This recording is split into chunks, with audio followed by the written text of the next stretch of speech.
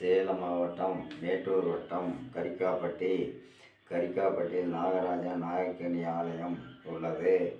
அதில் மனக்கவலை மனக்குறை இருந்தால் கல்லுகோடு பார்க்கப்படும். அமாவாசையில் வாக்குகள் உண்டு.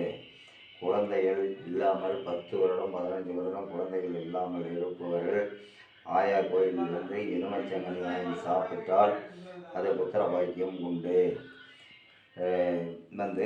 அதே மாதிரி நீங்கள் பாருங்கள். நம்பர் 83 44 18